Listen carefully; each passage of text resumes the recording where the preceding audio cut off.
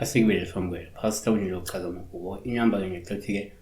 uma ufuna ukuyisebenzisa iba umuntu oyimember iba umuntu onikelayo yelula isandla nikela kwi-channel lokho ke kuyosiza kuyikhulisa i-channel kakhulu ngo-contributor nginesho ukuthi kufanele ucontribute kwi-channel because this is the only channel echaza amaphupho and is the only channel echaza amaphupho aqondile ngqo yabo ayikho enye uyithola ngaphandle kwale inyamba kusenza kusongo 9 ka 5 rand kuphela on WhatsApp for from Monday to Friday kuphela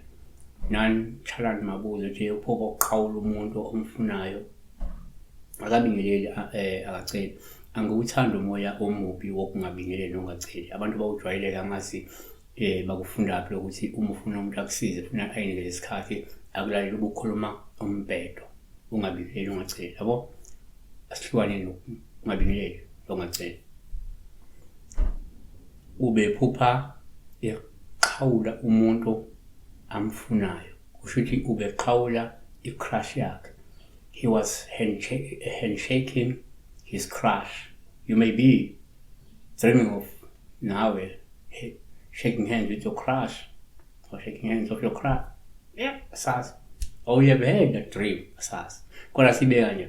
ngokuqondile uma uwenze uphupha i-crush ngabe uphawu oluhle uma uqhawula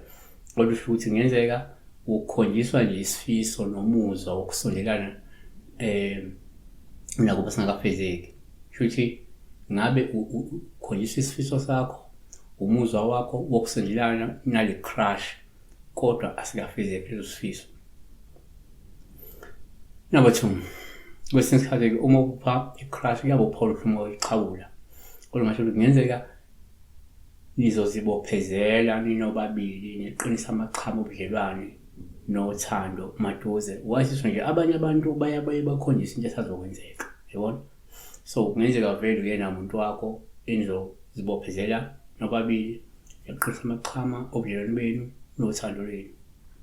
Okay, number 3 kuyenzeka uma uphupha i-crush ubophawu oluhluma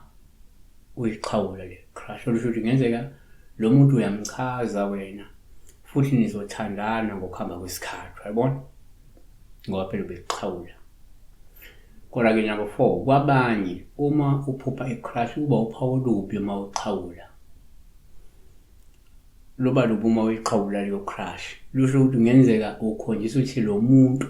uzokudumaza akushiye uphoxekile ngoba akazimisele ngothando ngakho ke uzosichitha isicelo sakho sothando angeke avume nithandane